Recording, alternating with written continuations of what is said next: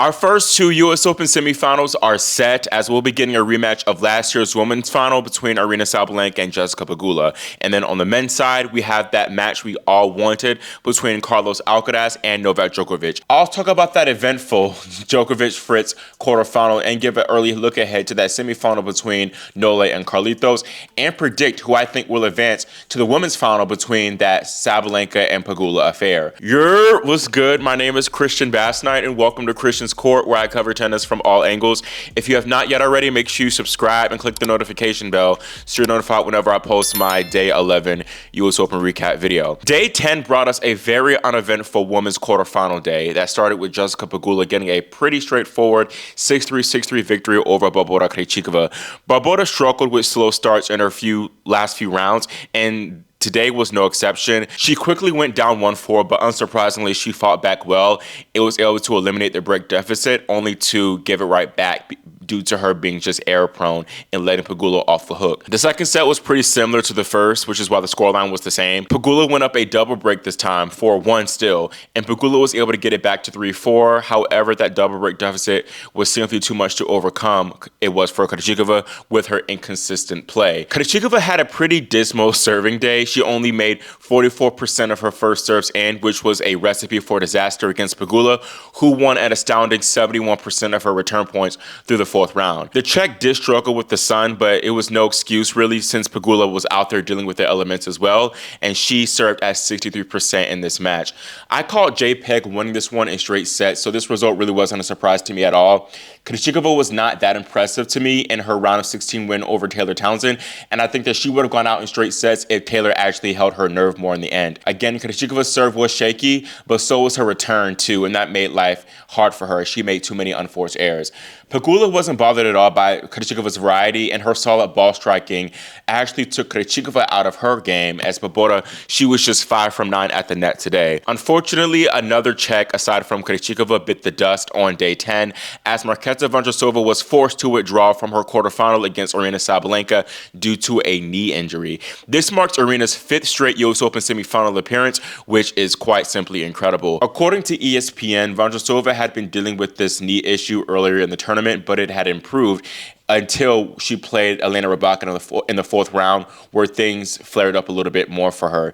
And it just became too much of an issue for her when she was practicing ahead of this quarterfinal, and she pulled the plug soon after. This was definitely a good break for Aryna. I did pick her to ultimately beat Vondrousova, but Vondi was playing very well this entire tournament, and I feel like she definitely could have gotten Aryna out of here. You could argue, though, that this walkover might hurt Aryna in this upcoming semifinal against Pegula, as she will have gone 3-4 days with no match play, so her rhythm could be off for this semifinal, and this makes the matchup even more interesting. Sabalenka is going to be coming into this one a pretty big favorite, as she leads the head-to-head 7-2, and she's also won their last 3 meetings, which were all U.S. hardcourt finals, and those were all straight setters. Although all those matches could have been more competitive, especially that U.S. Open final where Sabalenka won 7-5, 7-5. Pegula had an early break lead in the first set, and she served for the second set as well. Their most previous meeting, which was the Miami Open finals, was more straightforward in Sabalenka's favor. She won that one 7-5, 6-2, but Pegula had break leads in both sets. Pegula's returning has been one of her biggest assets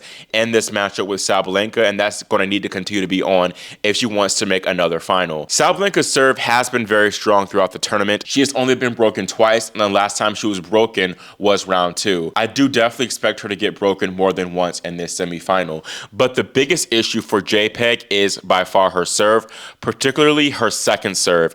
In their Miami Open match, Pegula won just 24% of her second serve points. At the US Open final, she won just 25% of those second serve points. So you think that she would need to go for it a little bit more and protect her serve. But the good thing for her is that Sabalenka has notoriously not been returning well this tournament. Against Pegula in Miami, she won 58% of her return points. And that was kind of on average for that tournament in Miami. She was averaging about 50 to 60% of her return points. But now throughout this US Open, she's been averaging about 30 to 40% of her return points. And that's going to be a huge benefactor for Pegula. That all being said, I think that JPEG will have more success on her own serve, but it'll still be imperative for Pegula to break Sabalenka's serve more and not let it get to a tiebreaker, because I think Sabalenka's won 18 tiebreakers in a row. I'm expecting Sabalenka to not have that same level of serving as we saw previously in this quarterfinal. Again, because that quarterfinal break, I think, might be the difference maker in this match, as she won't have that same rhythm, especially with how well Pegula has been returning throughout this entire tournament. Although, yes, she has not come up against a quality server like Sabalenka at all throughout this event. Neither woman has really been tested this tournament at all, although Sabalenka was pushed to a few tiebreaks. I still think that Sabalenka will be a little bit better in the tight moments, and that's one of Sabalenka's biggest advantages in this matchup. Pegula has faced very little adversity, only dropping 23 games in her 5 matches played, and her highest ranked opponent was Aryna, who's ranked 58th in the world, and that could hurt her. That's definitely not supreme competition. And yes, on paper, her toughest op was Krejcikova, who is currently ranked outside the top 60 due to injury. But again, Krejcikova she wasn't playing like a top 30 player or like a slam champion, just being honest. Not to mention, JPEG did have some shaky moments against Krejcikova where she could have really closed the door a little bit more, and it could have been a 6-1, 6-1 win. And I think that Sabalenka, she would definitely take more advantage of these type of slip-ups from Pegula. Pegula also has not had as much success in the 3-setters lately. She has lost her last 3, and maybe I would give Sabalenka, I'd say maybe, a little bit of an edge if this does go the distance, although Sabalenka's 3-set record isn't necessarily squeaky clean itself. The biggest thing for Pegula is whether she believes that she can truly beat Sabalenka. Those losses, losing 3 times in a row, will surely be a factor when it's time for her to close, if she is in the position to do so. And again, will the nerves arise for her again of trying to make another final? Sabalenka has been in this position so many times before. Pegula, this will only be her second slam semifinal ever. I'm feeling bold though, and maybe this is just me putting way too much stock in this walkover and me anticipating the walkover hurting Sabalenka badly, but I think it will. Simple as that. If this walkover didn't happen and Aryna beat Vondrousova, 100% I would have Sabalenka win against Pegula. I just feel like she's the better player overall. Again, yes, Pegula has been playing solid, but I haven't been all that impressed by her form. So I would have Sabalenka win this match otherwise. But keep in mind, Aryna's last match was against Kristina Buksha, which was not a test at all. And we saw how Magdalena Frech kind of gave Coco an easy win, only for Gauff to play badly against Naomi because she wasn't tested enough at all. And I feel like she maybe got a little bit too complacent, Coco did. Sabalenka needs all the matches she can get with that return and backhand not being all that great lately. And again, I am expecting her serve to have a little bit of a decline. And I think that'll be the X factor. And I think that will allow Pegula to get over the finish line and get this win. So I'm going to be having Jessica win this match in 3 sets. Before I talk about the men's, I do want to briefly talk about women's doubles. Serena Williams, she made a good decision by staying home and not flying and being in the box for Venus and Leylah's quarterfinal because they got absolutely waxed. The top seeds, Taylor Townsend and Katerina Siniakova, came to play and they dominated the pair, the Dream Team, 6-1, 6-2. Siniakova and Townsend are simply on another level. It's why they're the world number 1 and 2 best doubles players right now. Their just anticipation skills are so good, especially Katerina's. Those were incredible. And Venus and Leylah just did not bring it in the tight moments whenever they had little opportunities to do so. And I think this match could have been more competitive than what it was, but Townsend and Siniakova were just too clutch and played the big points better. Venus essentially said the same thing in her post-match interview, but she was also more optimistic about her future on court. She said, "I think after this tournament, I can really see where I want to improve, what I can work on. I think that is all great feedback. But also I had a lot of chances to play a lot of matches here, which is what I would desperately need to get better. I saw myself improving so much with every match I was playing. In a lot of ways, we just ran out of time. I wish I could have played better today for Leylah. I blame myself for a lot of it. I just wasn't there. I think with a few matches, I could have been a stronger partner today." That's all great to hear from Venus, especially because it sounds like she wants to play even longer. So I think that we will see her again on the courts in 2026. Now, the women's draw, it's excellent. It's absolutely excellent. All top 4 seeds are in the semifinals, and it's looking like we might see number 1 against number 2, although Townsend and Siniakova have a tough test against the Wimbledon champions, Kudermetova and Mertens. Now, talking about the men's side, Carlos Alcaraz was the first man into the semifinals, claiming a impressive 6-4, 6-2, 6-4 victory over Yuri Lehecka. I was not expecting such a straightforward win from Alcaraz. I thought that he would take it, but in 4 sets. And I say that because Yuri pushed him quite a bit in their few previous meetings, but still it was just a great match from Alcaraz. It was all him today. It was flawless serving from the Spaniard. He barely dropped points on serve. He won 84% of his first serve points and 73% of his second serve points. He also did not face a single break point. Alcaraz found a nice blend of discipline, yet box office tennis with some draw-dropping forehands and some crazy gets in the forecourt. Carlos ended up with 28 winners to 17 unforced errors, and he was also very good at the net as well. He won 79% of his net points. And Yuri, I think he gave a great analysis of what happened in his post-match press conference. He said, "I don't really think that it was a bad performance from my side. I feel quite okay, but I think the most important things which he needed to do, he did better than me. I felt that against Carlos, if you want to beat him, you need to win at least a few of the big points, and he won all of them, you know. Even when I played really good rallies, even when I tried to put him under pressure, go to the net, change the rhythm, do something, he was there and he had an answer for everything I tried. Then I must say he was serving better and he was much more solid on return. He was very consistent on his return games and he knew exactly what he wanted to play, the way how he wanted to play, and he was getting me under pressure a lot when I didn't serve well." Alcaraz, he's undoubtedly looking very good, and maybe this is the best that he's looked leading up to a slam ever, as this is his first time where he has not dropped a set en route to a major semifinal.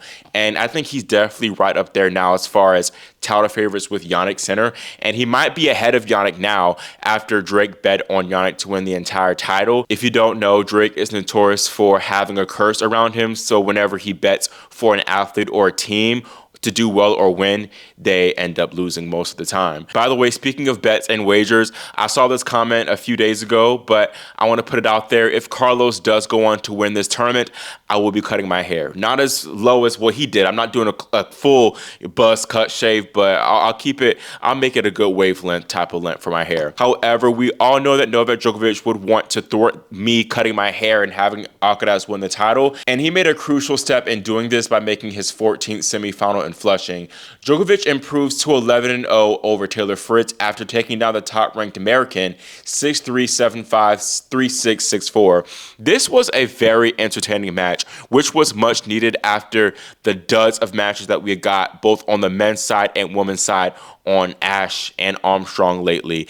And I think before this match, we had like 8 or 9 straight men's singles matches that were done in straight sets. But Novak won 130 points by the end of the match compared to Taylor's 126 points won. So that shows you just how close this match was, and it was even closer, much closer than what the scoreline entailed. The first set was a 6-3 in favor of Novak, but Taylor had 6 total break points in the opener, 5 of which came in the very last game when Novak served it out at 5-3. Nole deserves credit for coming up with quite a few clutch serves when his back was against the wall, but Taylor, he still had a few looks to go for it a little bit more, but he backed off and kind of hoped for, I think, a Novak error, and I would have rather he went for it and missed and gave an unforced error than that.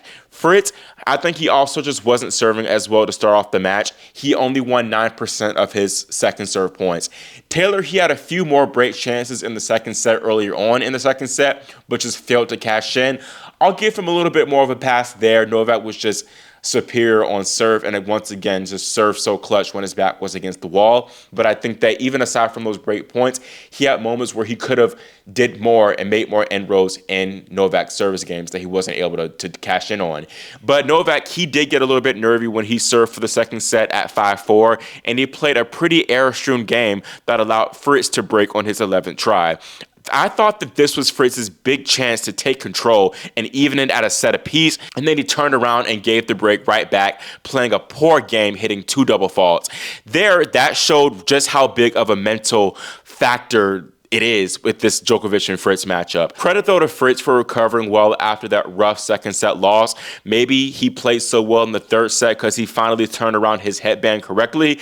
But Fritz, he finally started serving well. He served 7 aces, made 70% of his first serves in, and won 90% of his first serve points in set number 3. And I think this allowed him to free up a little bit more on his return and play better return games.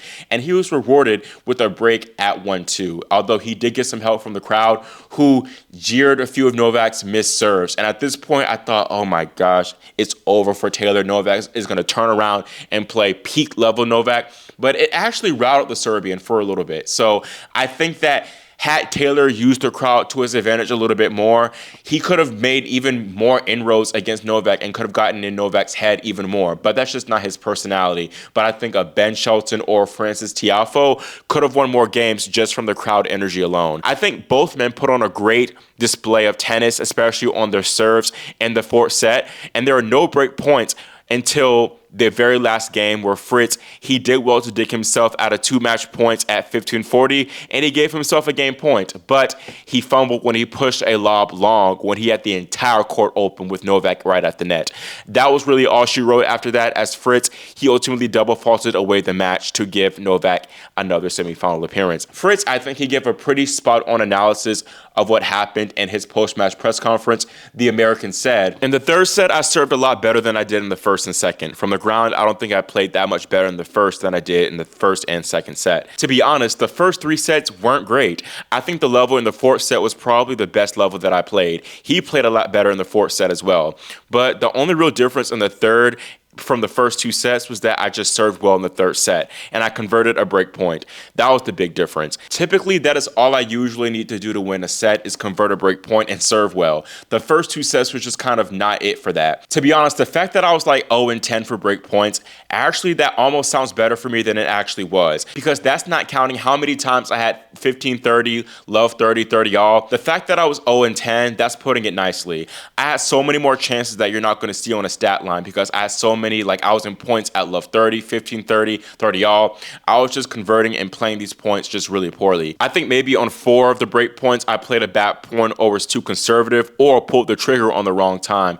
Just bad decision making, because I wasn't really playing as well as I would have wanted to. So it gets a little tough in those pressure situations to kind of, I don't know, I guess I don't know what to do if it's not working for me. This was just a typical Djokovic-Fritz match. Taylor was once again so close, but so far, as Novak is simply the more clutch player. And Fritz is not that far off compared to, Alcaraz, Sinner, and Djokovic, but it's once again, just not clutch in those big clutch moments against these players, and that's the difference. Simple as that. I was impressed by multiple aspects of Fritz's game, namely his movement and court courage. I think that's been a big improvement in his game, but I think if he added more to his game, namely like a better transition game, he'd have more success, I feel, in those tight moments, because he'd have more to rely on, and he wouldn't have to, like he said himself, go for bad shots, pull the trigger at the wrong moment, because he can win points other ways besides just from the ground on winners. I saw a few people raise the question of if Fritz